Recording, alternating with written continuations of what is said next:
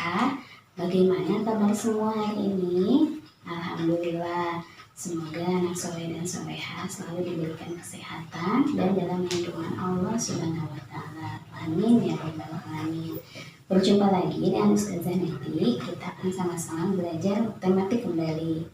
Sebelumnya Ustazah mau tanya, hari ini kan hari ke-7 kita berpuasa. Apakah anak soleh dan soleha masih berpuasa? Alhamdulillah, insya Allah puasanya full ya selama 30 hari dari mulai terbit fajar hingga terbenam matahari. Dan semoga puasa di tahun ini dapat menambah keimanan, ketakwaan, serta kesabaran kita. Amin. Oke, Ustazah kali ini akan memberikan penjelasan mengenai pelajaran PPKN, yaitu menjaga keselamatan di rumah dan di perjalanan. Ikuti Ustazah terus ya.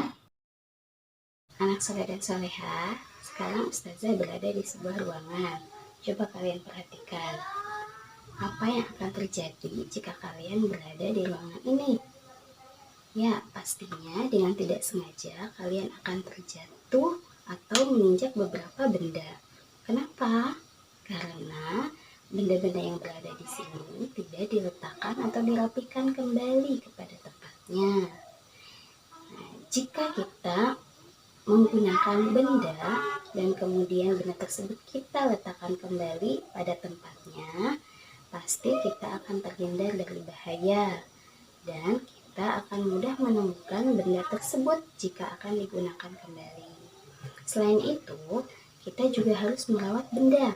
Contohnya saja benda yang ada di samping Ustazah. Nah, benda ini jika tidak kita rawat, maka akan pecah dan membahayakan. Beberapa aturan keselamatan di rumah yang lain adalah berhati-hati saat menggunakan benda tajam seperti gunting atau pisau. Berhati-hati saat membawa benda yang mudah pecah. Menghindari bermain api, menghindari bersentuhan dengan benda beracun seperti obat serangga atau cairan pembersih, tidak bermain mengenai fisik atau anggota badan, dan selalu didampingi diawasi oleh orang dewasa. Kegiatan membantu orang tua di rumah adalah kewajiban seorang anak, namun harus diperhatikan juga aturan-aturannya ya. Menjaga kebersihan dan kerapihan rumah adalah tanggung jawab seluruh anggota keluarga. Adanya perbedaan usia maupun jenis kelamin pada setiap anggota keluarga tidak menjadi hambatan untuk saling bekerja sama dalam membersihkan rumah. Saling bergotong royong membersihkan rumah bersama-sama dapat mempererat keharmonisan dalam keluarga. Dengan lingkungan bersih dan rapi, kita dapat terhindar dari berbagai macam penyakit dan bahaya, serta dapat memperindah pandangan. Kegiatan lain yang dilakukan untuk mempererat keharmonisan dalam keluarga adalah dengan menonton televisi bersama-sama. Menonton televisi adalah kegiatan yang paling sering dilakukan untuk mengisi waktu luang di rumah. Namun, menonton terlalu lama dapat membuat mata menjadi lelah dan rusak. Berikut adalah aturan-aturan saat menonton televisi. Tidak terlalu lama dan tidak terlalu dekat dengan layar televisi. Jarak mata dengan layar televisi adalah antara 2-3 meter. Durasi menonton tidak lebih dari 1 jam. Dan menonton dalam posisi duduk. Nah, daripada menghabiskan banyak waktu di depan televisi, lebih baik isi hari dengan sesuatu yang lebih aktif. Misalnya, melakukan permainan tradisional, menyalurkan hobi atau bakat, ya. Bermain dengan tidak memilih teman adalah salah satu contoh menjaga persatuan, namun harus sesuai dengan aturan, yaitu tidak saling mengganggu. Karena akibatnya akan terjadi pertengkaran atau permusuhan. Jika bertengkar, maka kita harus saling meminta maaf. Kemudian tidak bermain hal yang membahayakan, seperti memanjat pohon atau melempar sesuatu. Dan selalu memakai alas kaki agar tidak terkena duri, kerikil, atau pecahan kaca.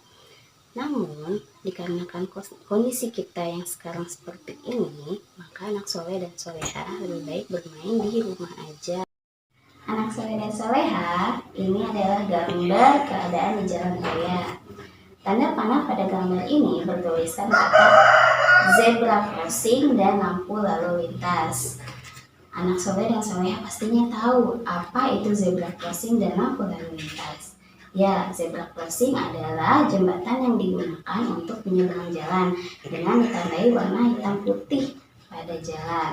Sedangkan lampu lalu lintas adalah lampu yang digunakan untuk mengatur para pengguna jalan. Nah, selain itu ada lagi fasilitas yang ada di jalan raya, yaitu trotoar.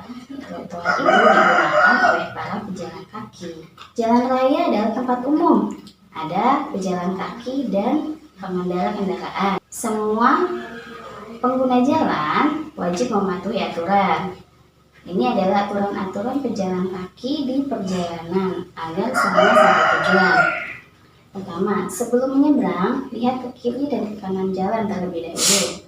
Kemudian, menyeberang harus pada zebra crossing atau jembatan penyeberangan. Saat di perempatan jalan, menyeberang ketika lampu lalu lintas berwarna merah. Dan mintalah bantuan orang dewasa apabila tidak ada zebra crossing. Akibat jika tidak mematuhi aturan adalah akan menyebabkan kecelakaan atau kemacetan. Selain pejalan kaki, ada juga aturan yang diberlakukan untuk para pengendara kendaraan seperti sepeda motor dan mobil. Aturan-aturannya adalah mengecek keadaan kendaraan seperti rem, lampu, dan kaca spion. Hal ini dilakukan untuk memastikan agar semua dalam keadaan baik. Kemudian memakai helm bagi pengendara sepeda motor, menggunakan sabuk pengaman bagi pengendara mobil, berhenti saat lampu lalu lintas menyala merah, tidak mabuk, tidak menggunakan ponsel ketika berkendara, tidak mengobrol dengan pengendara lain saat berkendara dalam keadaan sehat dan tidak mengantuk. Selain aturan untuk para pejalan kaki dan para pengendara, kondisi jalan juga harus diperhatikan agar tidak terjadi kecelakaan. Untuk menjaga keselamatan di jalan, lingkungan jalan juga harus terbebas dari benda-benda yang membahayakan bagi pengguna jalan. Saluran parit juga harus lancar. Oleh karena itu, sebagai warga yang patuh pada peraturan, harus selalu menjaga kebersihan lingkungan jalan. Dan jika jalan terlihat kotor atau banyak sampah, seluruh warga, baik yang berbeda agama, suku, dan status ekonomi, harus saling bekerja sama untuk bekerja bakti membersihkan jalan. Kerja bakti menunjukkan persatuan dalam keberagaman. Aturan bagi pengendara kendaraan tidak hanya berlaku di darat saja, namun di udara juga, yaitu seperti berada di dalam pesawat. Berikut aturan-aturannya. Memakai sabuk pengaman, mendengarkan penjelasan dari pramugara atau pramugari tentang cara pemakaian alat-alat keselamatan dan kapan alat itu digunakan. Kemudian mematikan ponsel atau telepon genggam dan berdoa sebelum pesawat lepas landas. Baik anak soleh dan soleha, itulah materi pada hari ini, yaitu tentang menjaga keselamatan di rumah dan di perjalanan.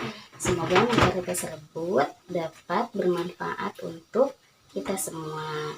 Sampai jumpa kembali. Wassalamualaikum warahmatullahi wabarakatuh.